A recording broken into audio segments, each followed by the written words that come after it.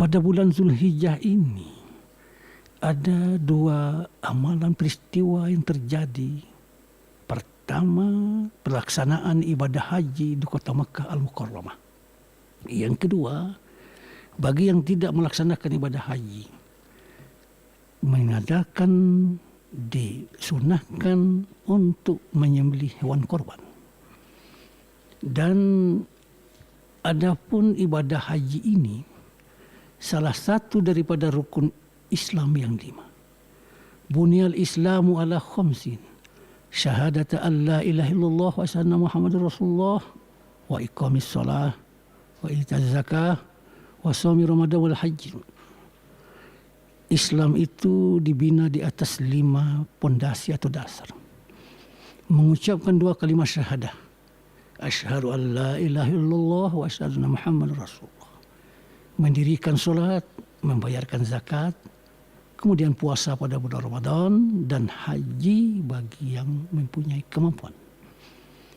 Kemudian juga di bulan Zulhijjah ini ada peristiwa atau pelaksanaan penyembelihan ibadah korban. Kedua-duanya ini mengandung makna yang sangat mendalam untuk kita pedomani, kita laksanakan dalam hidup dan kehidupan kita. Dari dunia menuju akhirat. Apa yang diperintahkan oleh Allah Subhanahu wa taala itu pasti mengandung hikmah yang sangat besar.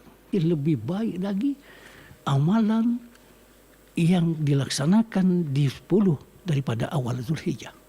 Di mana di antaranya, bila orang berpuasa di awal Zulhijjah dari tanggal 1 sampai tanggal 9 Zulhijjah, maka pahalanya sama atau pahalanya sama dengan berpuasa 1 tahun. Barang siapa yang sholat di malam hari tanggal 1 Zulhijjah sampai 9 Zulhijjah, sama dengan dia menyelenggarakan sholat di malam Lailatul Qadar. Kemudian ada lagi yang istimewa pada tanggal 8 Zulhijjah. Orang yang berpuasa ini disebut dengan puasa tarwiyah. Siapa yang berpuasa pada tanggal 8 Zulhijjah, maka dia akan diampuni dosanya 1 tahun yang telah sudah. Kemudian pada tanggal 9 Zulhijjah disebut dengan hari Arafah. Barang siapa yang berpuasa pada hari itu, maka dia diampuni dosa-dosanya yang telah lalu 1 tahun dan dosa-dosa yang akan datang 1 tahun lagi. Begitu keagungannya. Puncak daripada pelaksanaan Zulhijjah atau 10 Zulhijjah yaitu pelaksanaan ibadah haji, kemudian penyembelihan hewan korban kami katakan tadi. Apa makna yang terkandung di dalam pelaksanaan ibadah haji dan korban ini? Tentu ada rahasia yang sangat besar.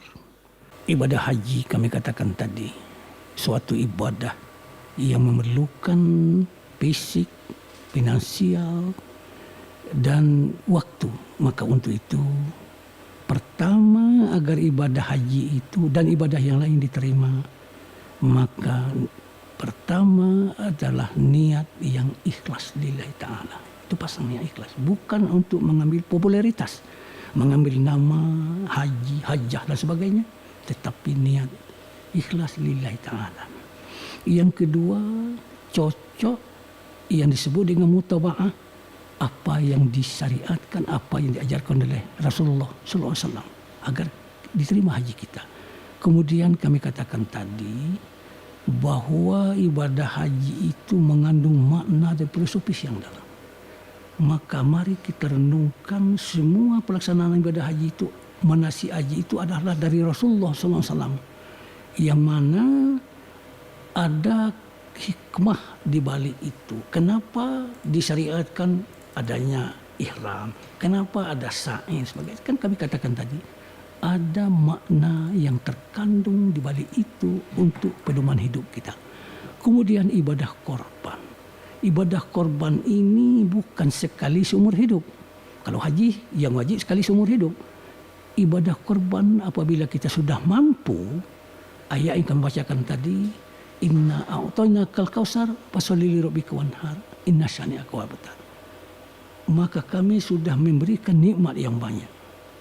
Inna a'tainakal kautsar fasholli li rabbika wanhar. Maka solatlah kamu dan berkorban.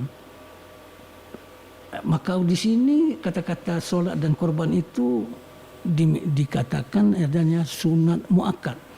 Artinya kalau kita sudah ada kemampuan maka berkorban. Nah, berkorban itu mulai dari tanggal 10 Zulhijjah setelah solat Idul Adha sampai hari tasyrik berikutnya 11, 12 dan 13. Rasulullah mengatakan, barang siapa yang sudah ada kemampuan, sudah ada keluangan untuk berkorban, dia tidak berkorban, maka jangan dekati solat kami. Ya, begitu beratnya.